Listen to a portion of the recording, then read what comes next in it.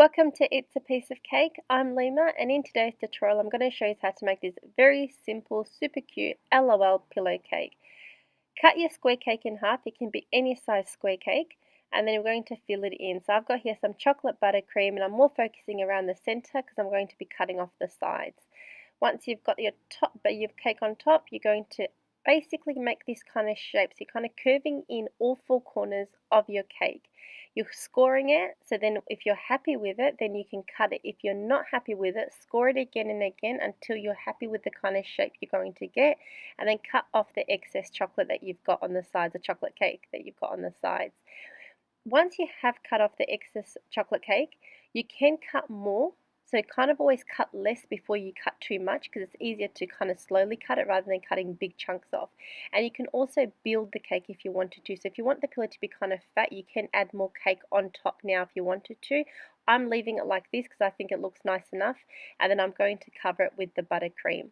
Once you've covered your whole entire cake with the buttercream, ideally you'd want to pop in the fridge for a few hours so that the cake can firm up, but I don't have time because this is for my daughter's birthday cake, so I'm kind of short on time, so I've got to do it all really fast. So I'm going to pop it in the fridge for only about 15-20 minutes just so the buttercream can firm up, and then I'm going to do another coat with ganache. I like to always do a coat of ganache whenever I'm covering my cakes with fondant. I find that the ganache sticks better with fondant and it kind of gives you more of a sharper, cleaner finish.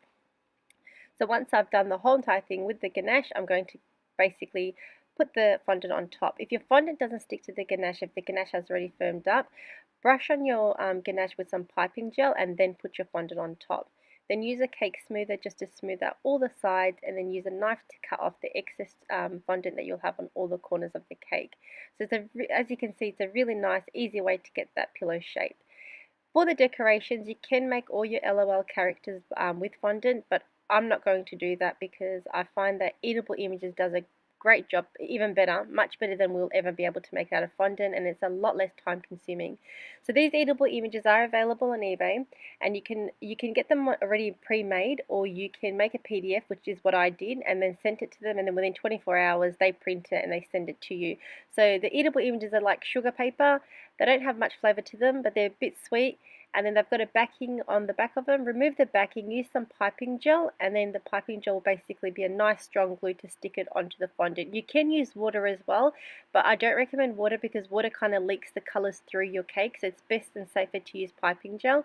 And don't use too much, just use a little bit on the corners and it will stick on really good. So really easy way to make them. And like I said, when I make my children's birthday cakes, I always use these Eatable Images because doing a birthday party is extremely stressful and time consuming as is, and if you put yourself on pressure on the cake as well, it gets really difficult. It doesn't become enjoyable. So that's why I love using these Eatable Images. With the bottom of the pillow cake, I'm using this pearl mold. I've purchased it off eBay. Pearl molds are available everywhere, and I've got lots of tutorials on how to use pearl molds. So if you want to watch them, I'll put them in the description box, the link of them. Again, a bit of water or piping gel to attach the pearl mold on the bottom of the pillow cake just to finish it off. And you're going to do that through the whole sides of your cake. And that is a very easy way to make this really simple, very gorgeous. I think it's adorable. One of my favorite cakes I've made till date, pillow cake. Any LOL fan will love this cake. So that's the finished part. Now with the scraps of the cake, all you're going to do is break it up into a bowl if you wanted to. You can make some cake pops. So I've just kind of mashed it all together and then rolling it into balls. Once I've finished rolling them, I'm going to pop them in the fridge for about 20 minutes so they firm up.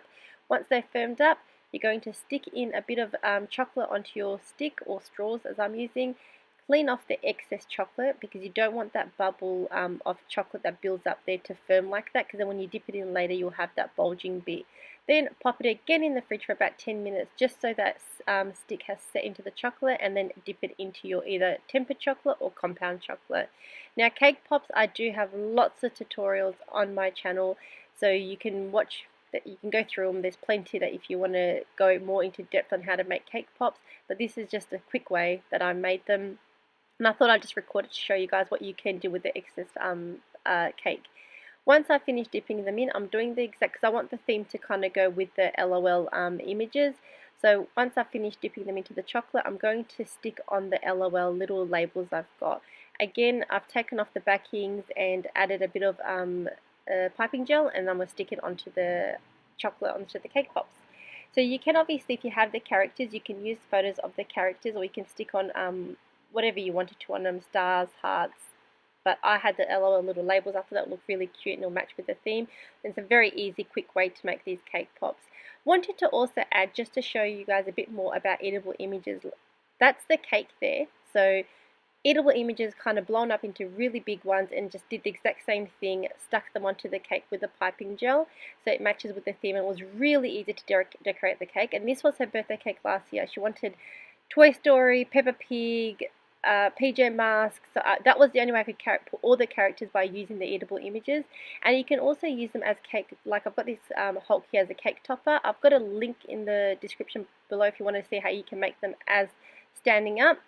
So hope you guys enjoyed this quick video. Thanks for watching and take care. Bye for now.